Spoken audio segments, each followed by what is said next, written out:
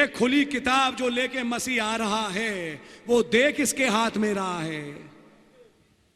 Bible पढ़िए और निकाल और समझिए, ये किताब वो एक सातवें दूत को दे रहा है कि वो दूत इसमें से प्रचार करे ताकि खुदा का सारा गुप्त मनोरथ खुल जाए। तो इसका मतलब अगर किताब चाहिए पहले पुनरुत्थान में जाने के लिए, तो सातवें दूत का एड्रेस मालूम होना चाहिए भाई। इसलिए यह मालूम होना अति आवश्यक, आवश्यक नहीं अति आवश्यक है कि यह सातवां दूत है कौन, इसका एड्रेस क्या है।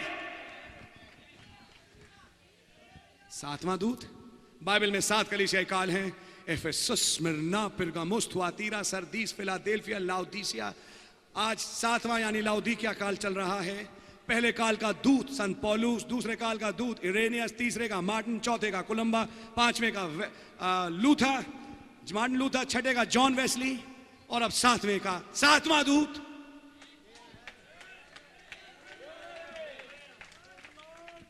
सातवें दूत की पहचान क्या होगी कि जब यह बलिस्वर दूत बादल ओढ़े आएगा, सीधा पृथ्वी पे आके उससे मिलेगा।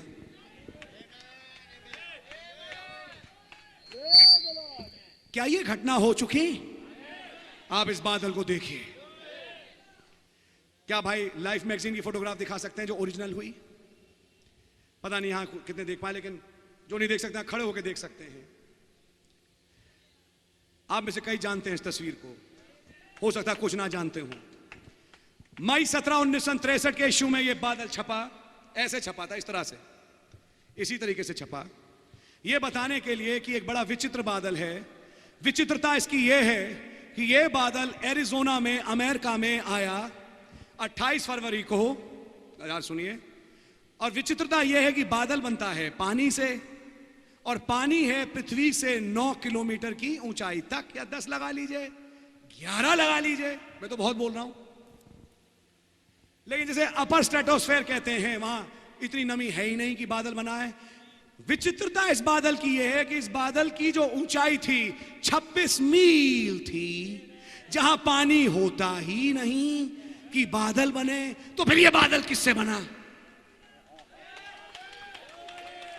आज भी विज्ञान के लिए यह एक पहेली बन के रह गई है, लेकिन पहले पुनरुत्थान में जाने वालों के लिए नहीं।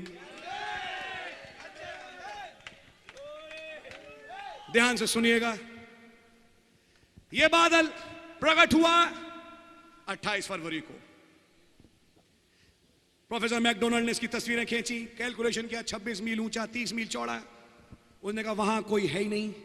उन्हें किसी मिसाइल के धुएं से तो पता लगा उस दिन कोई मिसाइल ही नहीं छोड़ी गई, किसी रॉकेट के धुएं से उस दिन कोई रॉकेट ही नहीं छोड़ा गया।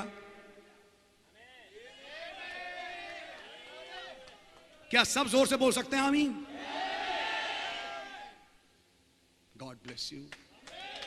मैं आमीन किसी कारणवश करा रहा हूं, मुझे मालूम है क्यों। यह किसी रॉकेट के धुएं से नहीं बना, किसी हवाई जहाज के धुएं से नहीं बना। जब किसी चीज से नहीं बना तो फिर कैसे बना? यह एक प्रचारक के हाथ लगी। प्रचारक ने तस्वीर देखी, देखते ही तुरंत वो बादल पहचान गया, क्योंकि इससे पहले कि ये बादल ऊपर जाए उसने पृथ्वी पे इसी बादल को बनते देखा। इसने इस बादल को बनते देखा और उठते देखा।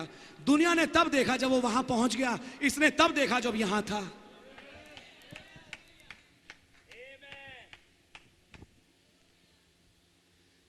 दो साल के बाद 1965 में इसी तस्वीर का जो ओरिजिनल ब्लो आउट है ब्लैक एंड व्हाइट का, जो भाई दिखा रहे थे, इनके पास दिया गया। इन्होंने तस्वीर को देखा, पवित्र आत्मा ने इनसे कहा तू गलत देख रहा है तस्वीर को, तस्वीर मोड़। और जब इन्होंने तस्वीर सीधे हाथ मोड़ी तो ये थी वो तस्वीर। आप वो फोटोग्राफ दिखाइए। अगर आप इस तस्वीर को पास आके अगर कोई गौर से देख सके तो आपको मसीह यीशु का चेहरा पूरा का पूरा इसमें दिखाई देगा। ये रही दो आंखें, ये रही नाक। मैं आपको बताना चाहता हूं, प्रकाशित वाक्य 10वां अध्याय, वो बलि स्वर्गदूत, वो मसीह, वो बादल। और आप नोटिस करें बादल कहां है? उसके सिर के ऊपर। ये सफेद बादल क्या है? ये सफेद न्यायाधीश का मुकुट है, जिसे लेके वो इस युग में आ चुका। क्या आपको इसका पता है? दुनिया को इसके बारे में नहीं मालूम, लेकिन यीशु मसीह ने कहा दुनिया मुझे नहीं जानेगी, लेकिन तुम मुझे जानोगे। ओ हालेलुया। यह है प्रकाशित 10वां अध्याय, जो तुम्हारे युग में पूरा हो चुका। ये बलि स्वर्गदूत उतर के आया, और आया किसके पास? वेटिकन, बिली ग्रेहम, ओरल रॉबर्ट्स, बेनी हैन? जी नहीं जनाब, ये एक व्यक्ति के पास आया सीधा, क्योंकि एक साथ दूत थे जो इस आदमी के पास है, जिसका नाम भाई ब्रैनम था। हालेलुया। और उसने अपनी आंखों से देखा कि वो दूत उसके पास आके कहते हैं, इन 7 मोहरों का प्रचार अपनी कलीसिया में जाके कर। बाइबल को पूरा करते हुए कि वो किताब 7वें दूत को दी गई।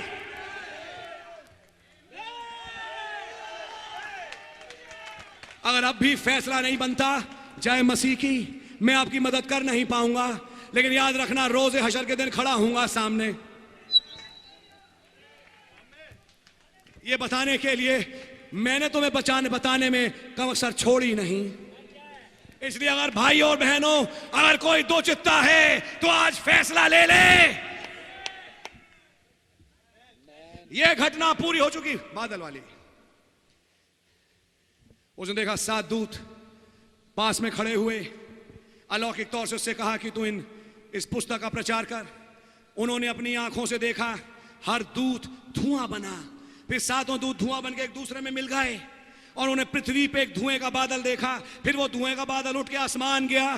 तब साइंस ने उसकी तस्वीर ली। आप लोग हैं मेरे साथ? ये क्या है? मनगढ़ंत कहानी? जी नहीं, प्रकाशित 10। हमें यह भी मालूम है फिर वो 7वां दूत कौन है, और हमें किसके पास जाना है उस पुस्तक को लेने के लिए। वो 7वां दूत बलि दूत नहीं है, बलि दूत तो मसीह यीशु है, लेकिन 7वां दूत वो संदेश जो बलि दूत लाया उसका प्रचार करने आया। खुदा उनका नाम मुबारक हो। और जब उस 7वें दूत ने इसका प्रचार करना चालू किया, दुनिया में कई उसके दोस्त बने, कई दुश्मन बने, कोई प्रॉब्लम नहीं। यीशु मसीह तब तक अच्छा गिना गया जब तक चंगाई करता था, लेकिन जिस दिन कहना चालू किया मैं और मेरा पिता एक है, जो मनुष्य के पुत्र के मांस को खाता उसके लहू को पीता, उस दिन से 70 छोड़ गए, भीड़ छोड़ गई। और वो तब 12 से कहता तुम भी छोड़ के जाना चाहते हो, जाओ। तब पतरस जो चुना हुआ था कहा किसके पास जाएं, क्योंकि अनंत जीवन की बातें तेरे ही पास हैं। भाइयों और बहनों, अगर उकाब हो गए, अगर बीज हो गए, आज ये आवाज सुन लीजिए कि वो 7वां दूत कौन था। इसका जवाब इंटरनेट नहीं देगा, इसका जवाब बाइबल देगी।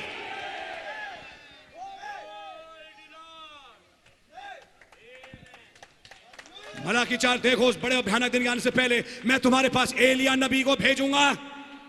धन्यवाद हो, नबी आ चुका।